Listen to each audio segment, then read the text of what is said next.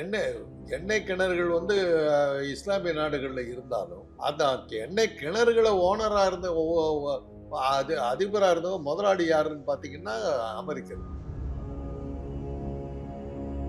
அதில் தான் Saddam Hussein கை வச்சார். எந்த நாடு வாங்குதோ அந்த நாட்டு கரன்சியை நான் வாங்கிக்கிறேன், பெட்ரோல் வாங்கிட்டு போங்க.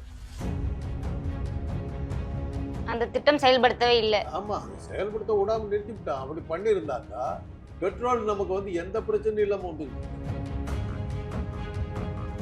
இஸ்ரேலை எதிர்த்து எந்த முஸ்லீம் நாடுகள் படையெடுத்து வந்தாலும் அமெரிக்கா சப்போர்ட்டுக்கு போகும். காரணம் அமெரிக்கன் எக்கானமி அதோட சேர்ந்து. அதனாலதான் நேதன்யாகு நியாயமா நடக்கிறாரா அயோக்கியத்தனம் பண்றாரா ஒன்றும் கேள்வியே முறையே இல்லை. அவர் செய்யறதுக்குலாம் ஓகே. ஆயுதங்களை அப்படியே அழிட்டாங்க. பயன்படுத்த மாட்டேன், இப்போ இது பண்ண மாட்டேங்கிறதெல்லாம் கிடையாது. அழிச்சிருன்றது தான் அணு ஆயுத ஒழிப்புங்கிறது தான் சொன்னாங்க. அது யாரும் கேட்க. அமெரிக்கா பொருளாதாரம் வந்து சீனர்களுக்கு எழுதும். அது சீனா முறைச்சிக்கிச்சுன்னா அவங்களால ஒன்றும் பண்ண முடியும். ஏன்னா ஏற்கனவே வாங்கியிருக்காங்க. ஐடி இண்டஸ்ட்ரி வந்தபோது பெரிய பூம் வந்தது. அது இப்போ எவ்வளோ வேகத்தில் விழுதோ அந்த வேகத்தில் விழுந்துருச்சு. நீங்கள் ஐடி இண்டஸ்ட்ரியில் இருக்கிற பசங்கன்னா நம்ம இந்தியாவுக்கு திரும்பி வந்துக்கிட்டு all is fair is war and செக்ஸுங்கிற செக்ஸ் விஷயத்திலையும் சரி யுத்தத்திலையும் சரி நீங்கள் எது செஞ்சாலும் ரைட்டு.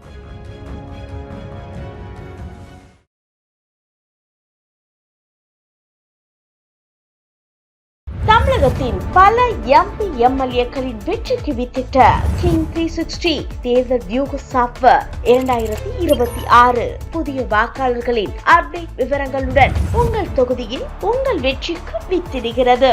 உங்கள் வாக்காளர்கள் தொகுதி, பூத், ஆண், பெண், வயது என பல வகைகளில் ஒரே நொடியில் உங்கள் விரல் நுனியில் bulk WhatsApp, bulk voice call, viral தேர்தல் பிரச்சாரங்கள், ட்ரெண்டிங் செய்திகள் என கிங் 360 தேர்தல் வியூக பணிகள் குறித்த விவரங்களுக்கு உடனடியாக இணைந்திடுங்கள். கிங் டிவி நேயர்களுக்கு வணக்கம். இன்றைய சிறப்பு நிகழ்ச்சியில் நம்முடன் இணைந்திருக்கிறார் மருத்துவர் காந்தராஜ் அவர்கள். வணக்கம் சார். இப்போ ஒரு 5 நாட்களுக்கு மேல ஈரான் இஸ்ரேல் போர் நடந்துட்டு இருக்கு. இதுல அமெரிக்காவும் இஸ்ரேலுக்கு சப்போர்ட் பண்ணிட்டு இருக்காங்க. போர் முடிவுக்கு வரதுக்கான வாய்ப்பு இருக்குமா, இல்ல தரமற்றமா முடிச்சிருவாங்களா சார்? அமெரிக்காவுடைய பொருளாதாரம் ஒரு அளவுக்கு உயர்ற வரையில் இந்த போர் நடந்துதான் தீரும். அமெரிக்காவும் சரி, அந்த அமெரிக்காவோட சேர்ந்த நாடுகளும் சரி, பெட்ரோலை வச்சுக்கிட்டு தான் இஸ்லாமிய நாடுகள் வந்து தன்னை ஒரு சக்தி வாய்ந்த நாடுகளாக காட்டிக்கிட்டு இருக்குதுங்கிறத கணக்கு போட்டாங்க. கச்சா எண்ணெய் இருந்தது. அதனால அந்த கச்சா எண்ணெய் எங்க எல்லாம் இருக்கோ அந்த நாடுகளை தான் அவங்க பிடிக்கிறாங்க. வெனிசுவேலா இப்போ கச்சா எண்ணெய் இருக்கிற தென் அமெரிக்காவில் கச்சா எண்ணெய் இருக்கிற ஒரே நாடு அது, அதை பிடிச்சிட்டாங்க. அப்புறம் ஈராக்கு தான் ஃபர்ஸ்ட் அவங்களுடைய கண்ணில் விழுந்த முதல் இது கல்ஃப் கண்ட்ரியில். ஏன்னா அமெரிக்கர்கள் எக்கானமியே இந்த எண்ணெய் கிணறுகளில் தான் இருக்குது. எண்ணெய் கிணறுகள் வந்து இஸ்லாமிய நாடுகளில் இருந்தாலும் அந்த எண்ணெய் கிணறுகளை ஓனராக இருந்த அதிபராக இருந்தவங்க முதலாளி யாருன்னு பார்த்தீங்கன்னா அமெரிக்கர்கள். இவங்க என்ன பண்ணிட்டாங்க, பெட்ரோல் யார் எந்த நாடு வாங்கினாலும் டாலர்ல தான் வாங்கணும்ட்டாங்க. அதுக்கு டாலர் தான் கொடுக்கணும். இந்தியா போய் ஈராக்கில் பெட்ரோல் கேட்குதுன்னாக்கா ரூபா கொடுத்தா கொடுக்க மாட்டாங்க, டாலர் தான் கொடுக்கும். அது மாதிரி பண்ணி அப்படித்தான் அமெரிக்க டாலர் வந்து இதில் இது குறையாம இருந்தது, மதிப்பு குறையாம இருந்தது. காரணம் இந்த கச்சா எண்ணெய் வியாபாரம் தான். அதில் தான் சதாம் ஹுசேன் கை வச்சார். எந்த நாடு வாங்குதோ அந்த நாட்டு கரன்சியை நான் வாங்கிக்கிறேன், பெட்ரோல் வாங்கிட்டு போங்கட்டேன்.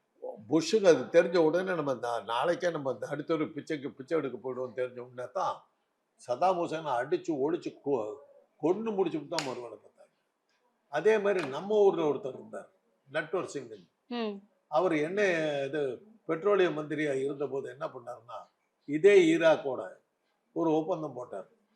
ஈராக்ல இருந்து தரை வழியா குழாய்கள் போட்டு ஆப்கானிஸ்தான், பாகிஸ்தான் வழியா இந்தியாவுக்கு தரை வழியாவே பெட்ரோல் கொண்டு வரும். அதுக்கு அவங்க அக்செப்ட் பண்ணிட்டாங்க. அப்படி போட்டா அந்த எத்தனை பேரல் வேணும், எவ்வளவு வேணுங்கிறது, அந்த ரேஷன் கொடுக்கறது, இதெல்லாம் நின்று போகும். நின்று போச்சுன்னா அமெரிக்காவால் அதை அதுக்கப்புறம் ஆதிக்கத்தை செலுத்த முடியாது. உடனே இங்கே வந்து உட்காந்தாங்க, நட்டோடிச்சுட்டு அடித்து துரத்தி காணாமல் அடிச்சு விட்டாங்க. அப்புறம் தானே மறுவேலை பார்த்தாங்க. அந்த திட்டம் செயல்படுத்தவே இல்லை. ஆமா, அது செயல்படுத்த விடாம நிறுத்திவிட்டான். அப்படி பண்ணியிருந்தாக்கா பெட்ரோல் நமக்கு வந்து எந்த பிரச்சனையும் இல்லாம வந்துகிட்டு இருந்தது. இல்ல, மன்மோகன் சிங் காலத்திலேயே டாலருக்கு 100 ரூபாய் வரைக்கும் வித்ததை 50 ரூபாய்க்கு பெட்ரோல் கொடுத்தாங்க அப்படின்னு சொல்றாங்கல்ல சார். இப்போ அந்த ஹாமஸ் கப்பல்கள்லாம் யார் அத்துமீறி வராங்களோ அது எல்லாத்தையுமே வெடிக்க வச்சிருவாங்க அப்படின்னு சொல்லியிருக்காங்க. அதான் இதெல்லாம் தான் இந்த அந்த பெட்ரோல் டாமினேஷன் வச்சுக்கிட்டு தான் முஸ்லீம்கள் திரைவாகிறாங்கிற ஒரு கணக்கு போட்டுக்கிட்டு தான் இன்னைக்கு வந்து அந்த நாடுகள் மேலே படம் எடுத்துக்கிட்டு இருக்காங்க. அடுத்தது அமெரிக்காவுக்கு இருக்கிற இன்னொரு பெரிய பிரச்சனை என்னன்னாக்கா, யூதர்கள் வசம்தான் அவங்க அமெரிக்க பொருளாதாரம் மெயினாக இருக்குது. யூதர்களுக்கு ஏதாவது ஒரு ஆபத்துனாக்கா அமெரிக்க பொருளாதாரம் அடிபடும். அதனால தான் அவங்க இஸ்ரேலுக்கு சப்போர்ட்டாக இருந்துக்கிட்டு இருக்கிறதுக்கு காரணமே அதுதான். இஸ்ரேலை எதிர்த்து எந்த முஸ்லீம் நாடுகள் படம் எடுத்து வந்தாலும் அமெரிக்கா சப்போர்ட்டுக்கு போகும். காரணம் அமெரிக்கன் எக்கானமி அதோட சேர்ந்துருக்கு. அதனால தான் நேதன்யாகு நியாயமாக நடக்கிறாரா அயோக்கியத்தனம் பண்ணுறாரா ஒன்றும் கேள்வியே முறையே கிடையாது. அவர் செய்யறதுக்கெல்லாம் ஓகே. இது எஃப்டிஎன் ஃபைல்ஸ் வந்தனால மறைக்கிறதுக்காக நிகழ்த்தப்பட்ட போர் அப்படின்னு சொல்றாங்களே சார். அது இருக்கலாம், எப்ஸ்டைன் ஃபைல்லாம் அதெல்லாம், பட் அதெல்லாம் ஒரு பெரிய இஷ்யூவாக எடுக்க முடியாது. நம்ம ஊர்லேயே அது வேல்யூ இல்லைன்னும் போது வெளிநாட்டுக்காரன் வந்து 10 பொண்ணுங்களோட இருந்தாங்க. அதில் என்னன்னா நம்ம ஊர் தலைவர்கள் இப்போ எல்லாம் படமெல்லாம் இருக்குதுங்கிறாங்க. அதெல்லாம் நம்ம ஊரில் பெருசாக எடுப்படாது. உதாரணத்துக்கு சொல்லணும்னா, ஒரு காலத்தில் இந்திரா காந்தி காலத்தில் ஜெகஜீவன்ராம் வந்து இந்திரா காந்திக்கு கொஞ்சம் தொந்தரவு கொடுத்தாரு. அவருடைய மகன் வந்து பெண்களோட இருக்கிற ப்ளூ ஃபில்ம் எடுத்து வெளியே விட்டார். அதில் வந்து ஜெகஜீவன்ராம் மகன் ஒன்றும் பேர் கெட்டு போகல. அவர் அதுக்கப்புறமா அரசியலில் இருந்தார், ஆனால் அகாலமாக மரணம் அடைஞ்சிட்டார்னு நினைக்கிறேன். இதெல்லாம் வந்து நம்ம ஊரில் பெருசாக எடுக்கணும். இப்போ அது வந்து இஸ்லாமிக் கண்ட்ரியா இருக்கனால ஈராக்குக்கு ஏன் மத்த இஸ்லாமிக் கண்ட்ரி சப்போர்ட் பண்ணல? அமெரிக்காவுக்கு ராணுவ தளங்கள் கொடுக்க ஒத்து இருக்காங்க. அதுதான் ஐரோப்பியர்களுடைய சாமர்த்தியமே என்னன்னா, இந்த ஆயில் ப்ரொடியூசிங் கல்ஃப் கண்ட்ரிஸ், கச்சா எண்ணெய் இருக்கிற வளைகுடா நாடுகளில் எல்லாமே முஸ்லீம்ஸ். அவங்க ஒருத்தருக்கு ஒருத்தர் ஒற்றுமையாக இருக்க விடாமல் தடுத்து நிறுத்தி அவங்களுக்குள்ளார சண்டை உண்டாக்கிக்கிட்டே அவங்கள வச்சுருக்காங்க. 2ஆம் உலக யுத்தத்துக்கு பிறகு அவங்கள ஒற்றுமையாக இருக்க விடல. அவங்களும் எதையும் நம்முடைய ஓன் எண்ணமே நமக்கு அழியிறோங்கிறது எண்ணமே இல்லாமல் இவங்களுக்கு ஒருத்தருக்கு ஒருத்தர் இது பண்ணிட்டு இருந்தாங்க. அதில் தான் ஐரோப்பா குளிர் காய்ச்சிட்டு. இப்போ இன்றைக்கி அவங்கெல்லாம் ஒன்றா சேர்ற மாதிரி சூழ்நிலை வரும்போது இப்போ மறுபடியும் அடித்து இப்போ ஈரானுக்கு வந்து துபாய் தேவையில்லாமல் துபாய் எதிர்த்து இருந்துச்சு. இன்றைக்கி என்னாச்சு, சுற்றுலாத்துறையை நம்பி இருக்கிற ஒரு நாடு இன்றைக்கி இந்த அடி உழுந்ததுன்னா மறுபடியும் பழையபடி துபாய் ஒட்டகம் மேய்க்கிறதுக்கு போச்சுன்னா ஆச்சரியப்படும். இப்போ இலங்கையில ஈரானுடைய கப்பலை தாக்கி இருக்கக்கூடிய செய்திகள் பார்க்கப்படுது. இந்திய பெருங்கடல்ல அட்டாக் நடத்துறவங்களால இந்தியா மேல அட்டாக் நடத்த முடியாதா அப்படின்ற ஒரு கேள்வி வைக்கப்படுது. இந்த கேள்வியெல்லாம் இந்த காலத்தில் பிரச்சனையே இல்லைம்மா, பேசவே கூடாது. ட்ரோன் மாதிரியான இன்ஸ்ட்ருமெண்ட்ஸ் எல்லாம் வந்துருச்சு. வீட்டுக்குள்ளார உக்காந்துக்கிட்டு நீங்கள் சுவிட்ச் ஆன் பண்ணிங்கன்னா உங்கள் பக்கத்து வீட்டில் வந்து குண்டு போட்டு பிளேனாக வந்து அடிக்குது. மோடி விட்டார பகல்காம் தாக்குதல் முடிஞ்ச உடனே 56 ட்ரோன்கள் மூலமாக பாகிஸ்தானில் இருந்த தீவிரவாத முகாம்கள் அனைத்தும் அழிக்கப்பட்டன. பாகிஸ்தான் கேட்டு அப்படிங்களா எப்போங்கன்னாங்க. விட்டாரு கதை. அதுக்கான ப்ரூஃப் இன்னைக்கு ஒன்றும் கிடையாது. அதுக்கு மாறாக அன்னைக்கு என்ன வந்தது, பிபிசியில் செய்தி போடுறாங்க. இந்திய இராணுவ விமானங்கள் 16 விமானங்கள், ஒரு 7 ரஃபேல் விமானங்கள் எல்லாம் சேதமடைஞ்சு கிடக்கிறது. அப்படியே ஃபோட்டோ எடுத்து போட்டாங்க. இவர் முந்தின நாள் தான் ஹரிச்சந்திர பிரபு மோடி சொல்கிறாரு, 56 இடங்களில் ட்ரோன் வைத்து அழிக்கப்பட்டு விட்டது அப்படி சொல்கிறாரு. மறுநாள் காலையில் இதை போடுறாங்க. அப்புறம் தான் தெரிஞ்சது பகல்காமில் வாங்கிட்டு வந்திருக்காங்க. இன்னைக்கு ஒன்றும் வெளியே வரலையே. அதனால தானே சண்டையை நிறுத்தணும், உடனே டக்குன்னு நிறுத்த காரணம் மாட்டிக்கிட்டோம். பிளான்லாம் அடி உளுந்துருச்சு. அது மாதிரி இப்போ இதை இன்னைக்கு வந்து யுத்தங்கள் வந்து நீங்கள் இங்கே உட்காந்துருப்பீங்க, உங்களை நான் ஏன் வீட்டிலேருந்து அடிக்கிறேன். டெக்னாலஜி வளர்ந்துருச்சு. டெக்னாலஜி அவ்வளோ தோத்துக்கு. அதனால தான் ஆயுதங்களை அப்படியே அழிட்டாங்க. பயன்படுத்த மாட்டேன், இது பண்ண மாட்டேங்கிறதெல்லாம் கிடையாது. அழிச்சிருன்றது தான், அணு ஆயுத ஒழிப்புங்கிறது தான் சொன்னாங்க. அது யாரும் கேட்கல. இப்ப இஸ்ரேலுக்கு ஆதரவா அமெரிக்கா வந்து இறங்கியிருக்காங்க. ஈரானுக்கு ஆதரவா சைனா அவங்களோட செயற்கைக்கோளே அனுப்பி வச்சிருக்காங்க. டயல்-2 அப்படின்னு சொல்றாங்களே சார். இதனால ஜிபிஎஸ் டிராக்கிங்லாம் மாறப் போகுது அப்படின்னு சொல்றாங்க. தெரியாது. இதனுடைய விளைவுகள் வந்து போக போக தான் தெரியும். சைனா வந்து கொஞ்சம் தீவிரமா இறங்குச்சுன்னாக்க அமெரிக்காவுக்கு ஆபத்து. ம். ஏன்னா அமெரிக்காவினுடைய எக்கானமி வந்து யூதர்கள் கையில எவ்வளவு தூரத்துக்கு இருக்குதோ அதே அளவுக்கு சைனாக்காரர்கள் கையில இருக்கு. சொல்ல போனாக்கா மேற்கு கடற்கரையோரம் பசிபிக் பக்கம் இருக்கிற அந்த சான் பிரான்சிஸ்கோ இது கலிஃபோர்னியா இது எல்லாமே நீங்க பார்த்தீங்கன்னா சீனர்கள் மிக அதிகம். எல்லாமே அவங்க கையில தான் இருக்குது. இன்னும் அந்த அந்த அந்த அந்த ஏரியாவே அமெரிக்கா பொருளாதாரம் வந்து சீனர்கள் கையில தான் இருக்கு. சீனா முறைச்சிக்கிச்சுன்னா அவங்களால ஒன்றும் பண்ண முடியாது. ஏன்னா ஏற்கனவே வாங்கியிருக்காங்க அமெரிக்கா. சீனா கிட்ட நிறைய கடன் வாங்கியிருக்காங்க அமெரிக்கா அப்படின்னு சொல்லப்படுது சார். இருக்கலாம். இன்னைக்கு மிகப்பெரிய வல்லரசுன்னு எடுத்தீங்கன்னா சீனா தான். இதெல்லாம் வல்லரசா இருந்தவங்க தான் இவங்க. அமெரிக்காக்காரர்கள். இன்னைக்கு இல்லையே. இன்னைக்கு எந்த ப்ராடக்ட்டும் யூரோப்ல இருந்து வருது நமக்கு. மாறா நம்ம கிட்ட இருந்தா யூரோப்புக்கு போகுது. இன்னும் என்னால் மறக்க முடியாது. அமெரிக்காவில் இருந்தபோது ஒரு சூப்பர் மார்க்கெட்டில் போய் இந்த ட்ரெஸ்ஸிங் செக்ஷனில் போய் ரெடிமேட் ட்ரெஸ் எல்லாம் பார்த்துக்கிட்டு இருந்தேன். ரொம்ப ஒரு செக்ஷனில் பிரமாதமாக இருந்தது. இது ஒரு 2 ஷர்ட் எடுத்துகிட்டு வந்து இது பண்ணி பில்லுக்கு கொடுத்தேன். அந்த பொண்ணு என்னை பார்த்து சிரிச்சுது. ஏமா சிரிக்கிறீங்கன்னு. நீங்கள் இந்தியா தான் ஜாமாங்க. இந்தியாவில் எங்கே? சவுத் இந்தியாவில் பாருங்க அது அப்படின்ச்சு. பார்த்தா மேட் இன் சென்னை. அரை மணி நேரம் தேடி பார்த்தா நம்ம ஊரில் தயார் பண்ண ரெடிமேட் ஷர்ட்டை நான் அங்கே தான் வாங்கியிருக்கேன். அங்கே அந்த ஊரில் ப்ரொடக்ஷனே இல்லை. இன்னைக்கு அமெரிக்காவில் தொழிற்சாலைகள் கிடையாது.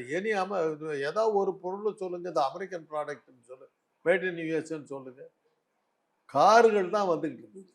Plymouth car, Ford car, Buick, Rolls Royce, இந்த மாதிரி கார்கள் தான் இருந்ததே தவிர வீட்டு அன்றாட உபயோகப்படுத்துகிற கன்சியூமர் மார்க்கெட்டுக்கான சம்பந்தமான எந்த பொருளுமே இல்லை. ஒரு சாக்லேட் இருக்குதா, ஒரு மில்க் ப்ராடக்ட் இருக்குதா, ஒரு ஏதாவது ஒரு எலக்ட்ரிசிட்டி கேட்ஜெட்ஸ் இருக்குதா, எது மேட் இன் அமெரிக்கா சொல்லுங்க. தொழிலே கிடையாது. முழுக்க முழுக்க ஆயில வந்து கையில் வச்சுக்கிட்டு தான் அட்டகாசம் பண்ணிக்கிட்டு இருந்தாங்களே ஒழிய இன்னைக்கு அதெல்லாம் விழுந்துருச்சு. ஐடி இண்டஸ்ட்ரி வந்தபோது பெரிய பூம் வந்தது. அது இப்போ எவ்வளோ வேகத்தில் இருந்தோ அந்த வேகத்தில் விழுந்துருச்சு. இன்னைக்கு ஐடி இண்டஸ்ட்ரியில் இருக்கிற பசங்கள்லாம் நம்ம இந்தியாவுக்கு திரும்பி வந்துக்கிட்டு இருக்காங்க. இன்னைக்கு அமெரிக்கன் இது விசாவுக்காக அலைஞ்ச ஒரு நீங்கள் பார்த்துருக்கலாம். அந்த கான்சுலேட் முன்னாடி பந்தல்லாம் போட்டு அவ்வளோ இதெல்லாம் கொடுத்து அவ்வளோ விசாவுக்கு நிற்கும் ஆயிரக்கணக்கில் நிற்கிறாங்க. இன்னைக்கு போய் பாருங்க, ஒரு ஏக்காக்கா இல்லை. ஏன்னா தட் கிளாமர் ஹஸ் கான். அந்த கவர்ச்சி போயிடுச்சு. அமெரிக்காவோட இருந்த கவர்ச்சி போயிடுச்சு. எங்க மாதிரி ஆளுகளுக்கெல்லாம் அமெரிக்காங்கிறது அன்னைக்கு ஒரு பெரிய கனவு உலகம். ஏன்னா ஹாலிவுட் படங்களை பார்த்துட்டு நான் அமெரிக்கா போகும்போது அப்படிதான் அவன் ஏமாந்தேன். எல்லாரும் சூட்டு கோட்டில் இருப்பாங்க. இதில் ஃப்ராங்க்ஃபர்ட்டில் பிளேன் மாத்துறேன். இங்கே அமெரிக்கா பிளேன் மாறுறேன். பிளேனில் ஏறி உக்காந்தா எல்லாம் டிஷர்ட்டு ஷார்ட்ஸ் போட்டு ஏறுறாங்க. நான் ஒரு ஆள் தான் ஃபுல் சூட்டு டை கீ எல்லாம் கட்டிக்கிட்டு உள்ள. எனக்கு ஒரே இது, இவ்வளோ பெரிய பணக்காரருங்க ஒரு டீசெண்டாக வரமாட்டான்.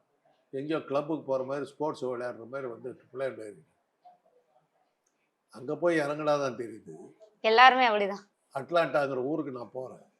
இறங்குது, பிளேன் இறங்குது. பிளேனை விட்டு இறங்குற வெளியில் வர்றேன். Today the summer is very high today. 104 degree. ஆனால் வேகமாக ஓட்டிக்கிட்டு வந்து மெட்ராஸில் இறக்கி விட்டானு சந்தைக்கு வந்துருச்சு. ஓட்டு எல்லாத்தையும் கழட்டி தூக்கி எறிஞ்சு டைகி எல்லாம் தூக்கி. அப்போ தான் தெரிஞ்சுது நம்ம அமெரிக்கா அந்த சினிமாவில் பார்த்து ராக்கெட்ஸனையும் கிரகரி பெக்கையும் பார்த்து அதே மாதிரி சூட்டில் தான் எல்லாருமே இருப்பானுங்க, காரில் தான் போவானுங்க, வீடு பங்களா அப்படி பார்த்தா அந்த வாழ்க்கையே இல்லைங்க. அதுக்கப்புறம் ஒரு வருஷம் அங்கே இருந்தேன். நான் ஒரு வருஷத்துல நான் ஒரு நாள் கூட சூட்டு போடுறதுக்கு தேவைப்படல, வேறே இல்லை. இப்போ ஈரான் மேல தாக்குதல் நடத்தியிருக்காங்கல்ல சார், அதுல குறிப்பா பள்ளிக்கூடங்கள்ல, அதுவும் பெண்கள் படிக்கக்கூடிய பள்ளிக்கூடங்கள்ல குறி வச்சு தாக்கி இருக்காங்க சார். இதை எப்படி பார்க்கலாம்? அடுத்த சந்ததி வளர விடக்கூடாது வரும்போது என்ன காரணத்துக்காக சட்டை போடுறாங்கிறதே தெரியாதுப்பா. All is fair in war and செக்ஸுங்கிறான். செக்ஸ் விஷயத்திலையும் சரி, யுத்தத்திலையும் சரி, நீங்க எது செஞ்சாலும் ரைட்டுங்கிறான். அதனால இது எதுக்காக அவங்க செய்யறாங்கிறது, என்ன ஸ்ட்ராட்டஜி ஒர்க் அவுட் பண்ணி பண்றாங்கிறது. இப்ப இந்த வாரம் காரணமா டீசலோட விலை, பெட்ரோலோட விலை எல்லாம் அதிகரிக்கிறதுக்கான வாய்ப்பு இருக்குமா? நிச்சயமா இருக்கும், நிச்சயமா இருக்கும். எதெல்லாம் அடி வாங்கும்? பெட்ரோல் கண்டிப்பா ஏறும். சும்மாவே மோடி வெயிட் பண்ணிட்டு இருக்காரு. இது சொன்ன போதாதான் மோடிக்கும் அமித்ஷாவுக்கும் விட்டு ஆட்டிட்டு போடுவாங்க. தங்க விலைக்கு ஈக்குவலா பெட்ரோல் வந்ததுன்னு ஆச்சரியப்படும். தங்கத்தோட விலையும் ஏறதுக்கான வாய்ப்பு இருக்குமா சார்? தங்க விலை ஷேர் மார்க்கெட்டை பொறுத்து அது மாறிக்கிட்டே இருக்கும். பட் பெட்ரோல் விலைங்கிறது அந்த கல்ஃப் கண்ட்ரி அவன் கொடுக்க மாட்டேன்னு சொல்லி ரெஸ்ட்ரிக்ட் பண்ணான்னா நீங்கள் ஒன்றும் பண்ண முடியாது. அதனால் அவன் இந்த யுத்தத்தின் காரணமா அந்த உலக யுத்தம் நடக்கும்போது ஜப்பான்காரன் கொண்டு போட்டானாக்கா கத்திரிக்காவில் ஏறி போடும். நம்ம ஊரில் ஏற்றுமதி இறக்குமதி இல்லை, ஏதோ ஒன்று காரணம் சொல்லுவாங்க. யுத்தம் வந்துருச்சுங்க, இறக்குமதி இல்லை அப்படிமா.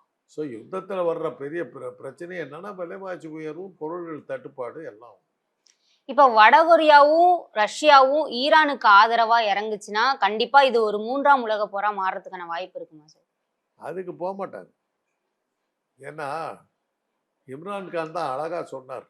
மோடி ஒரு தடவை இதுக்கு முந்தின எலெக்ஷன் டைம்ல பாகிஸ்தானுடைய தீவிரவாத தாக்குதலிருந்து காப்பாற்றப்பட வேண்டும் என்றால் நாங்கள் ஜெயிக்க வேண்டும் அப்படின்னு சொல்லி பேசினார். இம்ரான்கான் கிரிக்கெட் பிளேயர், அவர் தான் அப்போ பிரைம் மினிஸ்டராக இருக்கார் பாகிஸ்தான். அவர்கிட்ட கேட்குறாங்க என்ன இப்படி சொல்லியிருக்காரு அப்படின்னு. அவர்கிட்ட ஒரு விஷயத்த சொல்கிறேன், உங்கள்கிட்டையும் அணுகுண்டு இருக்குது, என்கிட்டையும் அணுகுண்டு இருக்குது. சரி, ஒரு அணுகுண்டை எடுத்துகிட்டு கராச்சியில் போட்டுறேன், கராச்சி அழிஞ்சிடும். ஆனால் அந்த கதிர்வீச்சு ரேடியேஷன் இருக்கு, அங்கேருந்து 50வது மைலில் தானே இருக்கிற டெல்லி, நீ தப்பிச்சிருக்கியா? ஆனால் ஒழுங்காக இருக்கிறதுக்கு பார்த்துக்கா. அணு ஆயுதங்கள் வச்சுக்கிற 2 நாடு பேச்சுக்கிட்டு இருக்கலாமே ஒழிய இப்போ உபயோகப்படுத்தணும்னா என்ன அவங்ககிட்ட புரிஞ்சுக்கோ. நாங்கள் ரெடியாக இல்லை, நீ வந்தினா நான் எனக்கு ஒன்றும் ஆட்சேபம் இல்லை. உன் குண்டை வச்சு நீ உன் தலையில் நீயே கல்லை தூக்கி போட்டு போற. அமெரிக்காவோட விமானத்தை அடிச்ச மாதிரி அது மாதிரி அதை பண்ண உடனே, அதை சொன்ன உடனே மோடிக்கு அப்புறம் தான் புரிஞ்சுது. அவர் ராமாயணம் படிச்சுட்டு செய்தி எப்படி காட்டுக்கு அனுப்பலாங்கிற பிளான்ல இருக்கிற ஒரு ஆதி காலத்து வாசி. அவருக்கு அப்போ தான் தெரிஞ்சு, ஓ இப்படியெல்லாம் கூட நடக்குமாங்கிறது. அதனால தான் அவங்கெல்லாம் அடக்குனாங்க. அதனால தான் அந்த டைமில் இம்ரான்கான் இருக்கிறவரும் பாகிஸ்தான் தீவிரவாத தாக்குதல்ங்கிற பேச்சை எடுக்கவே முடியல வராது. இம்ரான்கான் வெளியே அனுப்புறப்பறம் தானே இந்த தடவை அதெல்லாம் பேச முடியும். அதனால் இந்த யுத்தங்களில் 3வது உலக யுத்தத்துக்கெல்லாம் போச்சுன்னாக்கா மனித என்ன அழுது. இதுவரை எங்களுடன் பல்வேறு கருத்துக்களை பகிர்ந்தமைக்கு நன்றி சார். தமிழகத்தின் பல எம்பி எம்எல்ஏக்களின் வெற்றிக்கு வித்திட்ட கிங் 360 தேர்தல் வியூக சாப்ட்வேர் 2026 புதிய வாக்காளர்களின் அப்டேட் விவரங்களுடன் உங்கள் தொகுதியில் உங்கள் வெற்றிக்கு வித்திடுகிறது. உங்கள் வாக்காளர்கள் தொகுதி, பூத், ஆண், பெண், வயது என பல வகைகளில் ஒரே நொடியில் உங்கள் விரல் நுனியில் bulk WhatsApp, bulk voice call, viral தேர்தல் பிரச்சாரங்கள், ட்ரெண்டிங் செய்திகள் என கிங் 360 தேர்தல் வியூக பணிகள் குறித்த விவரங்களுக்கு உடனடியாக இணைந்திடுங்கள்.